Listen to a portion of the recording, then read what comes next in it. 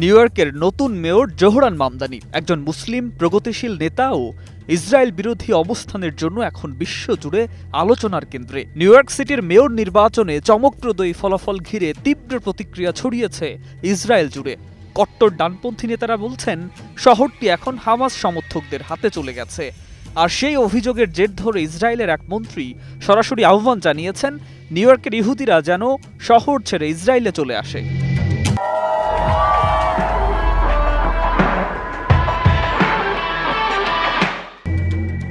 ইসরায়েলের ডায়াসপোরা ও ইহুদি বিদ্বেষ মোকাবেলা মন্ত্রী আমিচাই চিকলি এক্সে লিখেছেন, যে শহর একসময় ছিল স্বাধীনতার প্রতীক, আজ তা একজন হামাস সমর্থকের হাতে চাবি তুলে দিয়েছে। তিনি আরও বলেন, নিউ ইয়র্ক আর কখনো আগের মতো থাকবে না, বিশেষ করে ইহুদিদের জন্য। এরপর তিনি ইহুদিদের উদ্দেশ্যে আহ্বান জানান, ইসরায়েলে নতুন ঘর তৈরির কথা এখনই গুরুত্বের সঙ্গে ভাবার সময় এসেছে। এই বিতর্কের কেন্দ্রে থাকা ৩৪ বছর বয়সী ডেমোক্রেটিক সোশ্যালিস্ট মামদানি বহুদিন ধরেই ফিলিস্তিনের পক্ষে সরব কণ্ঠ। তিনি ইসরায়েলকে বর্ণবৈষম্যমূলক রাষ্ট্র এবং গাজায় তাদের অভিযানকে গণহত্যা বলে বর্ণনা করেছেন। এতে ক্ষুব্ধ ইসরায়েলের মন্ত্রীরা তাকে ইসরায়েলের শত্রু ও ইহুদি বিদ্বেষী বলে অভিযুক্ত করেছেন।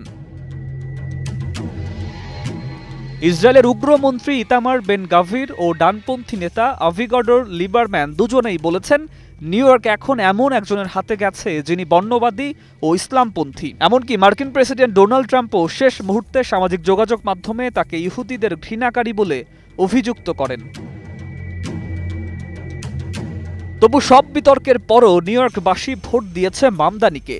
মুসলিম অভিবাসী ও প্রগতিশীল ভোটারদের উল্লাসে মুখর হয়ে ওঠে শহর। এক তরুণ ভোটার বলেন, অনেক দিন পর আমি একজন মুসলিম, একজন ডেমোক্র্যাট, একজন আমেরিকান হিসাবে আশা অনুভব করছি। তার চোখে এই বিজয় কেবল একজন নেতার নয়, বরং বৈচিত্র্যময় নিউ ইয়র্কের মানবিকতার জয়। সুকান্ত সরকার, ২১ টেলিভিশন।